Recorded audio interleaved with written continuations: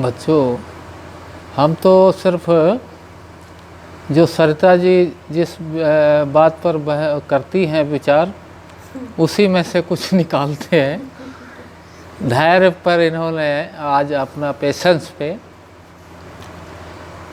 बेटा, धैर्य इतना महत्वपूर्ण शब्द है और इतना इसका महत्व है, लेकिन जीवन में आए कैसे, इस पर विचार होना चाहिए। और अक्सर ये देखा जाता है कि बड़े से बड़े लोग धैर्य खो बैठते हैं।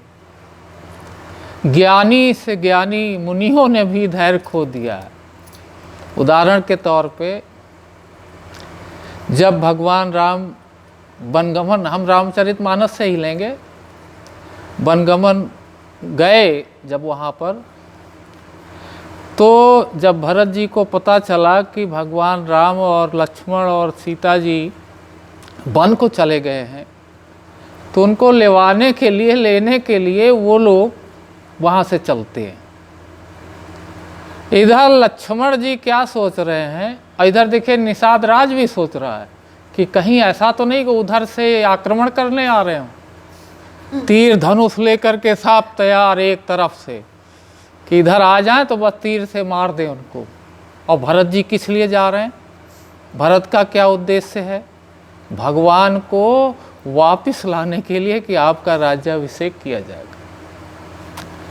तो धैर्य देखो निषाद राज ने भी खो दिया, धैर्य उधर लक्ष्मण जी ने भी खो दिया, भगवान राम ने नहीं खोया। तो कोई बिरला है जो इस धैर्य को रख सकता है। अधैर्य का ये समझ लीजिए बच्चा कि जीवन में इतना महत्व है कि आप समझ लीजिए कि बिना धैर्य के जीवन ही व्यर्थ जाता है। उदाहरण के तौर पे आज के अभी किंवदंती है कि लोग गांव में आज भी है कि अगर गांव में किसी के ऊपर कौवा बैठ गया तो लोग उसको अपने नाते रिश्तेदारी में ये बताते हैं कि उनकी मौत हो गई। तो ऐसे ही किसी ने बताया और क्या हुआ कि उनका सुन करके उनका हार्ट अटैक हो गया, वो मर गए। अब देखिए धैर्य का कितना महत्व है। उस समय उन्होंने कुछ विचार नहीं किया कि क्या हुआ क्या नहीं हुआ।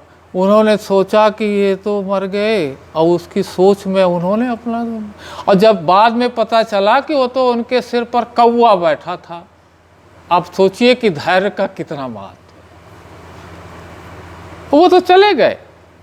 तो धैर्य जो होता है बेटा, अभी अच्छा सबके ऐसे गुण हैं, हम ऐसे ही नहीं हैं, ये अधिकांश लोग खो बैठते हैं। जैसे घर में अभी कोई चीज़ खो गई, सोना खो गया या कोई चीज़ रुपया पैसा खो गया, अब हम उस विचार में डूब, हमारा तो खो गया। बाद में हफ्ते भर अब खूब उलझन बेचैन, इतनी परेशानियां तरह तरह की आ रही हैं, और बाद में 15 दिन के बाद उसी घर में से वो निकल आता है। अब देखिए धैर्य की परीक्षा हो गई आपकी। आपने उसी समय धैर्य रखा होता कि भाई चलो कोई बात नहीं, खो गया तो खो गया, हर इच्छा परमात्मा की इच्छा, मिलेगा तो सही, नहीं मिलेगा तो सही। तो धैर्य का ये जो जीवन में हमारा बहुत ही महत्व है। और अगर बच्चा हम लोगों के अंदर धैर्य आ जाए, और धैर्य जानते हो कैसे आना चाहिए? इतना धैर्य जैसे ये धरती को एक खोदता है, एक फूल चढ़ाता है, एक पोटी करता है, क्या क्या नहीं करता धरती पर, लेकिन धरती माँ कोई जवाब नहीं ना। ऐसा धैर्य हमें चाहिए, तब जाके हमारा जीवन सुखमय व्यतीत होगा। परमात्मा तू ही है, तेरी इच्छा।